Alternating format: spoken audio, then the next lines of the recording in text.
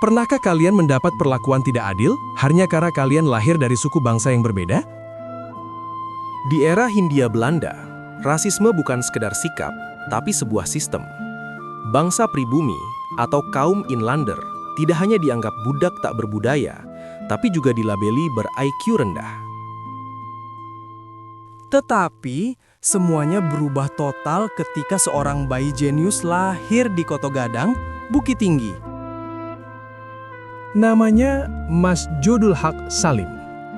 Dunia kelak mengenalnya sebagai Haji Agus Salim.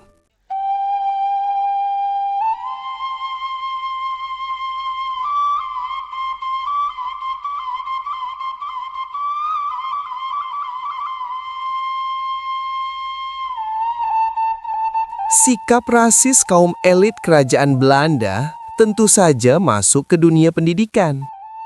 Tapi anehnya, Agus Salim cilik justru lolos dari sistem diskriminatif ini. Ia tidak dikurung di sekolah kelas 2 khusus inlander. Rahasianya ada pada sang ayah, Sultan Muhammad Salim. Beliau adalah seorang hofjaksa atau kepala jaksa di pengadilan tinggi kolonial. Sebuah jabatan elit yang hampir mustahil diduduki oleh kaum pribumi, kecuali ia memang punya otak yang sangat jenius. Pepatah buah jatuh tak jauh dari pohonnya benar-benar terbukti di sini. Kecerdasan luar biasa sang ayah mengalir deras dalam DNA Agus Salim. Oleh karena itu, sang jenius cilik ini berhasil menembus tembok eksklusif. Ia mendapatkan kursi di institusi pendidikan elit Eropa, duduk sejajar dengan anak-anak pejabat Belanda. Aturan mainnya jelas. Pendidikan untuk seorang budak pantang disamakan dengan sang tuan. Punya hak istimewa menembus sekolah elit Belanda, orang mungkin berpikir kehidupan Agus Salim muda akan terasa gagah dan nyaman. Kenyataannya jauh panggang dari api.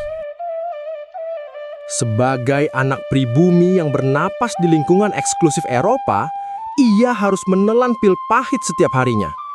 Intimidasi dan rasisme dari anak-anak berambut pirang itu adalah makanan sehari-hari di sudut-sudut lorong sekolah.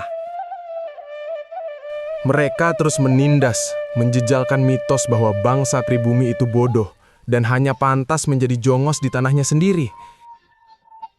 Tapi mereka salah memilih lawan. Hinaan itu tidak membuat Agus Salim ciut. Sebaliknya, mereka memantik bara api yang sangat besar di dadanya. Ini bukan lagi sekedar drama anak sekolahan. Ini adalah soal merobek kesombongan penjajah dan memulihkan harga diri kaumnya. Ia bertekad membuktikan kepada mereka siapa sebenarnya yang ber-IQ rendah dan siapa sang jenius sejati.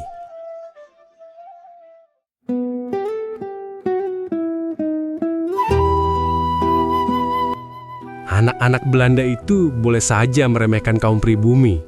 Tapi kali ini mereka terpaksa gigit jari.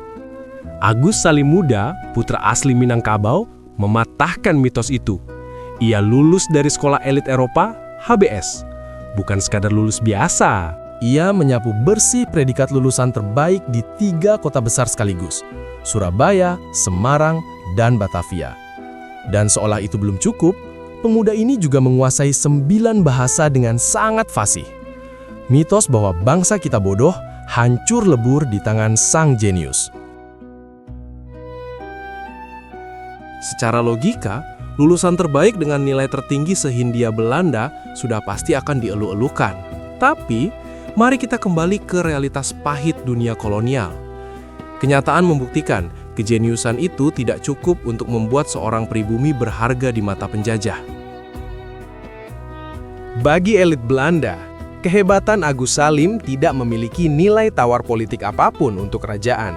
Prestasi itu hanya dianggap sebagai angin lalu dari seorang inlander. Jangankan memberikan hadiah beasiswa bergengsi ke Eropa, sekadar secarik surat rekomendasi pun tak sudi mereka berikan.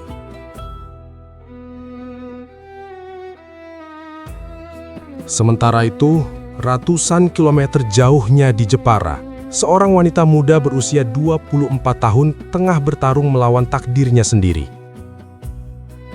Ia memiliki drama yang berbeda. Wanita ini sebenarnya berhasil menaklukkan hati Belanda dan menggenggam tiket emas beasiswa ke Eropa. Ya, dialah Raden Ajeng Kartini. Ironisnya, jika Agus Salim dijegal oleh keangkuhan penjajah, Kartini justru terbelenggu oleh tradisi bangsanya sendiri. Titah sang ayah mengharuskannya menikah. Impiannya untuk terbang ke Belanda dipaksa mati dan dikubur hidup-hidup demi adat istiadat. Namun, di tengah hatinya yang hancur, Kartini menolak menyerah pada ego. Sadar bahwa langkahnya telah terhenti, ia menulis sepucuk surat bersejarah kepada pemerintah Hindia Belanda. Ia memohon agar beasiswa miliknya tidak dihanguskan, melainkan diserahkan kepada seorang pemuda cerdas dari Sumatera yang kabarnya ditelantarkan oleh sistem. Pemuda itu adalah Agus Salim.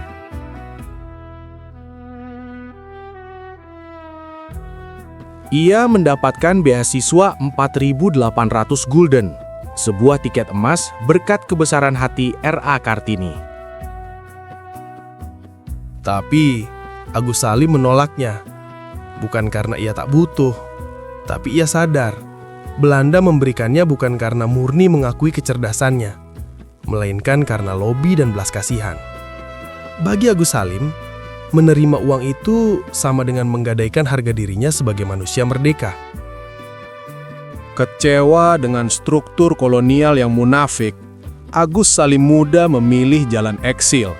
Ia berlayar jauh ke Timur Tengah, menerima pekerjaan sebagai dragoman atau penerjemah di konsulat Belanda di Jeddah.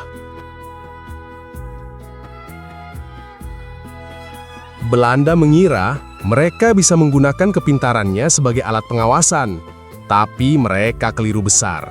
Agus Salim justru melakukan subversi intelektual. Alih-alih menjadi pelayan birokrasi, ia memanfaatkan aksesnya di Tanah Suci untuk berguru langsung kepada ulama besar Nusantara, Syekh Ahmad Khotib Al-Minangkabawi, sang imam besar Masjidil Haram yang tak lain adalah pamannya sendiri. Disinilah takdir merajut mahakaryanya. Terjadi sebuah fusi yang luar biasa dalam diri Agus Salim. Logika dan rasionalisme barat yang ia kuasai dari sekolah elit Eropa kini melebur sempurna dengan teologi Islam dan spiritualitas Timur yang sangat dalam. Sebuah kedalaman ilmu yang mustahil ia dapatkan di Eropa. Inilah fondasi baja yang kelak menjadikannya arsitek utama sekaligus mesin penggerak organisasi raksasa, Sarekat Islam.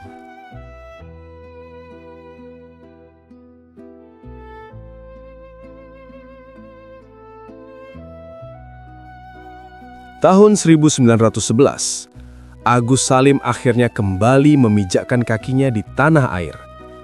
Namun kepulangannya kali ini bukanlah sebagai pemuda yang patah hati. Ia pulang membawa jenderang yang kelak menjadi mimpi buruk terbesar bagi pemerintah kolonial Belanda. Di sini kita akan lihat keputusan kerajaan Belanda di masa lalu kini berubah menjadi penyesalan terbesar karena sang pemuda telah menjelma menjadi sosok yang jauh lebih mematikan. Berbekal senjata rasionalisme Eropa yang tajam, dipadukan dengan kedalaman spiritual Islam dari Mekah, ia telah bersiap meruntuhkan arogansi penjajahan, bukan dengan peluru, melainkan dengan ketajaman akal dan manuver politiknya. Ya, tanpa disadari oleh kerajaan Belanda, mereka telah memantik api perlawanan dengan sosok lawan yang terlalu unggul. Dan kini, pertempuran intelektual yang sesungguhnya baru saja dimulai.